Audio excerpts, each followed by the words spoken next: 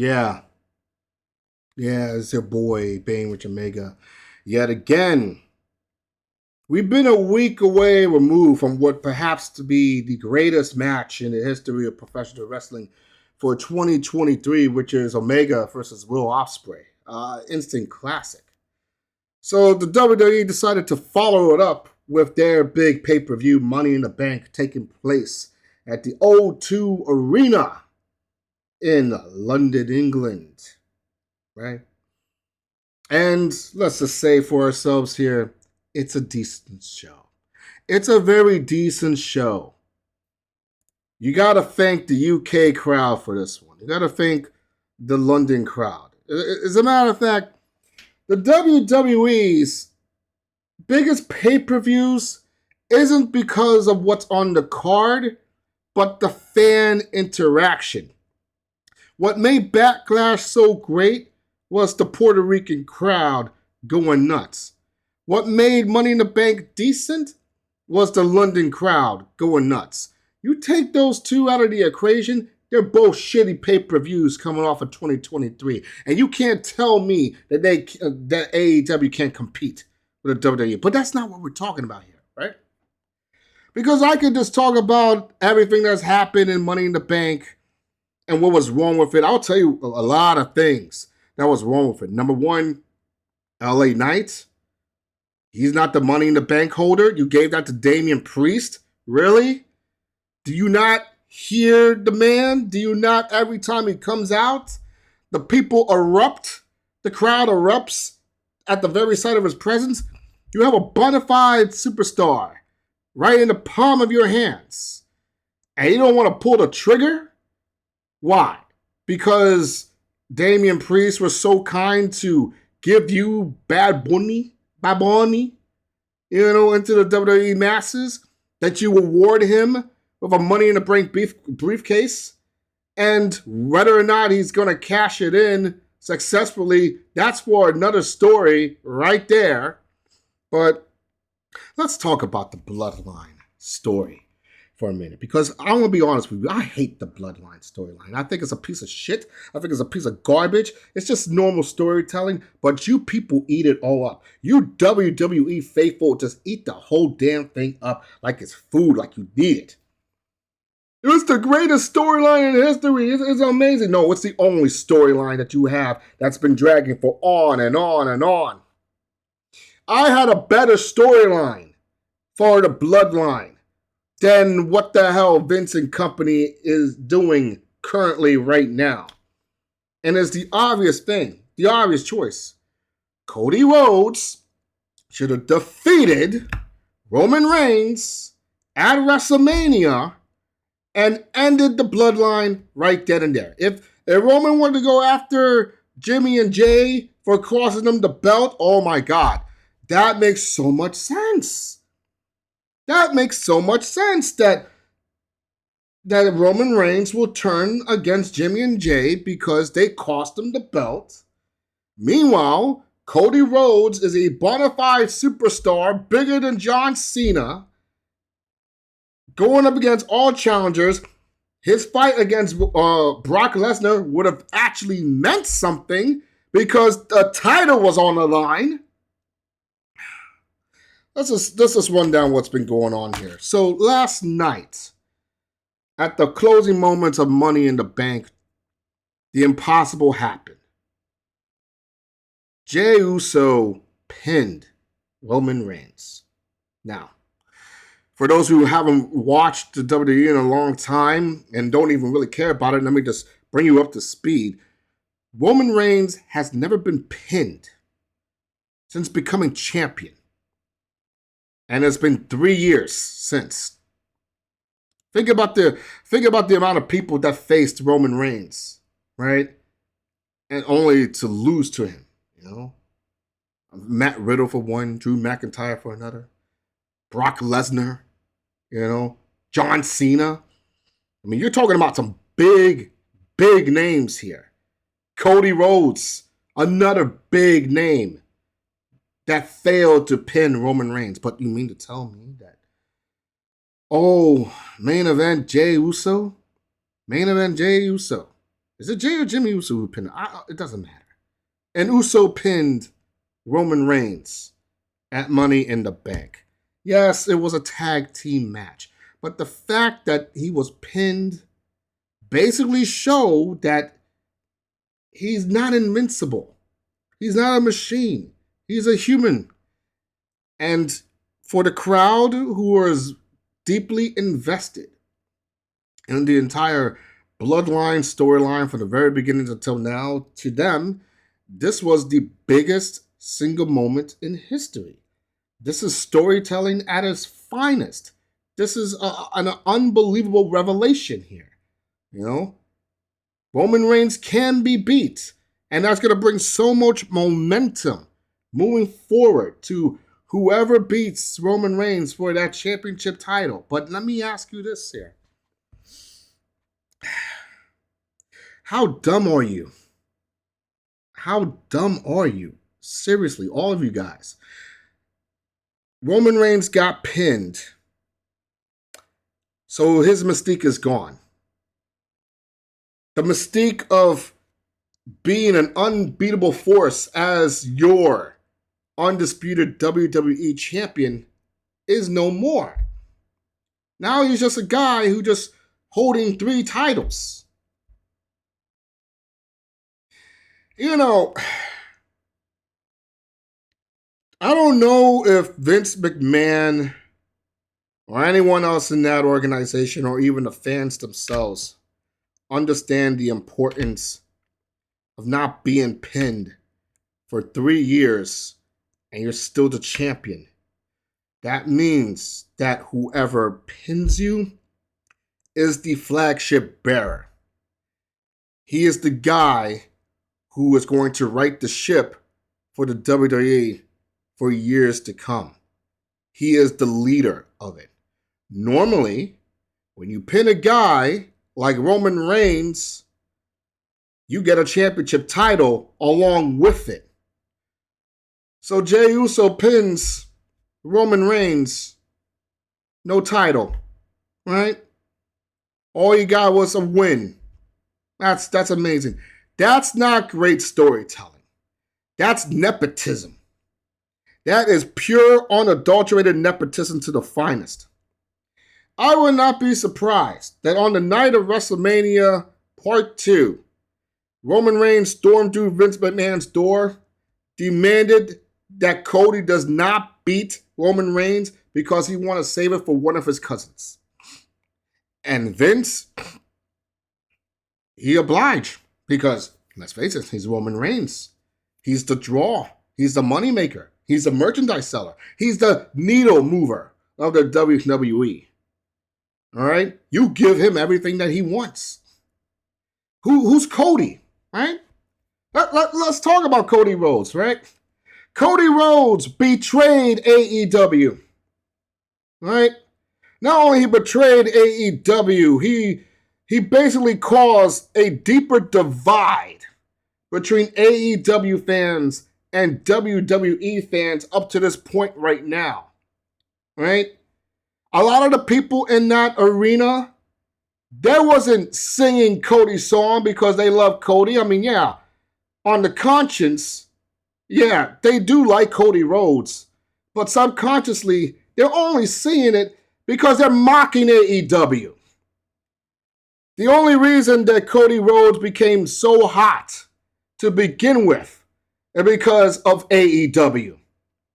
He is the founding father of AEW, and then he betrayed AEW, making AEW feel worthless throughout 2022, leading to the evil empire, which is Vince McMahon, right? And we would have forgave Cody everything because he told us that the reason he left is because he wanted to win a championship. The same championship that his daddy, the American Dream, Dusty Rhodes, never got. He wanted to do it for his family. He wanted to do it for his father. And what did Vince do? He raped him like a cahijo. That's what he did. He betrayed him. because he was never going to let an outsider from an organization to try to run his business to the ground get the very prestige title that has been holding for so long with Roman Reigns. It was never going to happen. But it should have happened.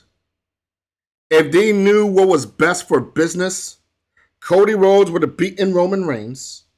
Cody Rhodes would have moved on into a more promising feud with Brock Lesnar that actually meant something. Hell, I don't even think you would even need the World Championship title to be created. He would have fought against all challengers. He would have faced against Seth Rollins. He would have faced against Brock Lesnar. He would have done all of those things. He would have been this generation's John Cena. Now, no one cares whether or not he wins the title or not. They buried him so much.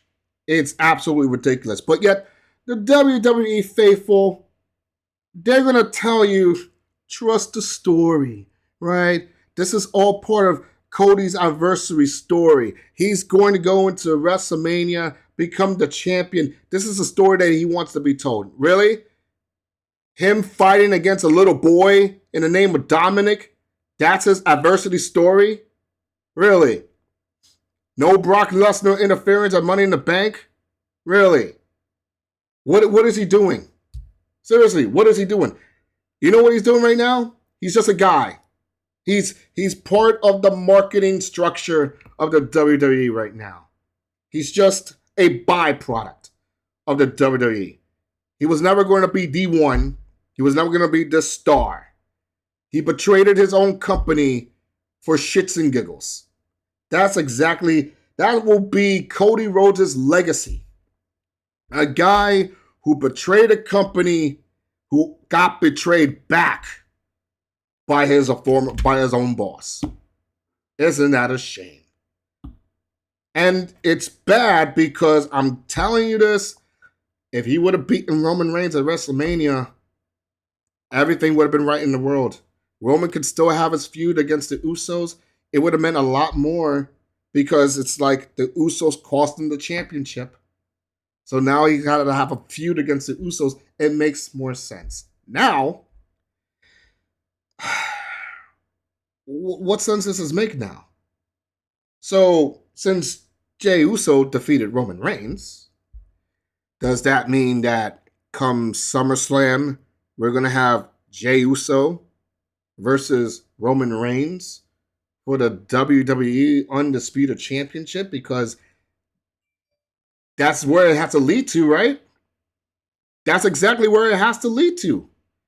Jey Uso versus Roman Reigns for the WWE Championship at SummerSlam. It has to happen. You can't pin Roman Reigns and not get a championship out of it. It doesn't make any sense. And I'll tell you this right now. Roman Reigns will beat Jey Uso, right? Because the Tribal Chief is going to hold that title all the way until WrestleMania 40. Let's be clear of ourselves. And Jey Uso is not championship material. Ever. I know you guys want to build him up to becoming this guy, but he's not the guy. He's not the flagship bearer. You had one. And you buried him. This is going to be a very interesting tale right here, right? Very interesting. And what about LA Knight? LA Knight gets no opportunity? LA Knight doesn't get the Money in the Bank briefcase? Really? Do you not hear the crowd every time it comes out? So you're going to bury him too? What is he going to do now? What is he going to do? What, an IC championship? That's not going to happen. You brought back Drew McIntyre. So now it's going to be him and Gunther for the IC championship. So what? World Heavyweight Championship? That's going to be another option. A third option will probably be LA Knight versus Austin Theory. But honestly, he doesn't need a weak title like the United States title. He should be going after, Seth Rollins' title, in my honest opinion. But I guess that's where the path is. I guess that's where he wants it. Absolutely ridiculous. Who booked this shit? It has to be Vince. It has to be Vince. I don't know anyone else who can come up with this garbage other than Vince McMahon.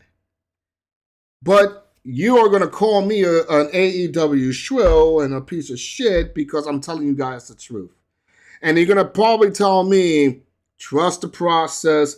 This is all part of the storytelling. It's going to come to a big payoff. How many more big payoffs did you absolutely need before you start realizing that all of this is a worthless pile of dog shit? Seriously. There is no big climax to it. Stop treating this as a freaking movie, for God's sakes. You people are terrible.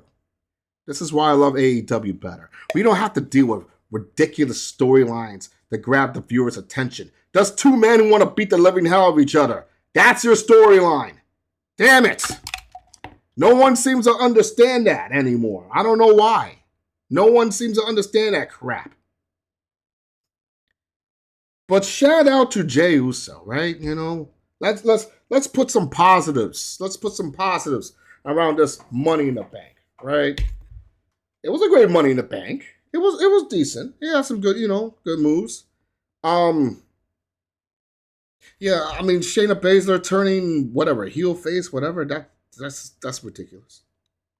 Oh, John Cena came back. That's a great pop. Since they can't really rely on their current talents to impress the audience, they go back into the well again because WWE is always about nostalgia, isn't it? Always about nostalgia. And what is this about bringing WrestleMania to London, England? Gee, it's interesting that you're more concerned about a stadium pay-per-view in the heart of London, ever since Tony Khan announced All In at Wembley Stadium. So you mean to tell me for the past 30 years, it never struck in the back of your head to have a stadium show in London, England, but all because Tony Khan did it first, you decided to play catch-up, right? That's what you do. That's what you do. But no, I'm sorry. They're the king of stadium shows. You see, Saudi Arabia. They're gonna have it in Detroit in that Lions Field, whatever the hell the stadium is. How dare me? How dare me? Speak blasphemy about your beloved WWE. You can go F off, all of you. You can go F off. Seriously. But where do we go from here? Where do we go from here now? Right? So what's going to happen? Monday night on Raw, Brock Lesnar is just going to come back again, say, hi, Cody, remember me? We're going to fight at SummerSlam or what? And then Cody's going to accept, okay, bad. That's great. Damian Priest and Finn Balor is going to have a falling out since he's a Money in the Bank holder. What does that leave Seth? I hope Seth faces Randy Orton. If Randy Orton is good to go come SummerSlam, that will be a good matchup. That will be something worth watching. Seth Rollins versus Randy Orton. I'll be down with that. All right. Because let's be honest with ourselves. So the main event for SummerSlam is going to be Jey Uso versus Roman Reigns. It has to be. I don't know anyone else who deserves that main event spot other than main event Jey Uso. It has to happen. You don't pin Roman Reigns and not get awarded a championship opportunity at one of the largest, what is it, premier live events, whatever the hell they call it. But anyway, that's my 20 minutes of rambling on and on how much Money in the Bank is completely dog shit, except to the 2.2 million of WWE faithful who loved the crap out of it, who actually paid the nickels and cents to see it on the cock, instead of being a real man and actually paying $60 for a pay-per-view, just like what AEW fans do, because we actually respect the business. But that's for another time. That's for another, time right here. All right? But you know what? I could be talking shit. This is your time now. You could say whatever hateful, mean spirited thing you want towards me about Money in the Bank. You could tell me that I don't know shit about professional wrestling. You could tell me I'm a AEW shwill, or you can agree with everything that I just said. All right? Let me hear it in the comments, folks. Like and subscribe to the channel and all that stuff. But until then, this is Bane with Omega signing off. See ya.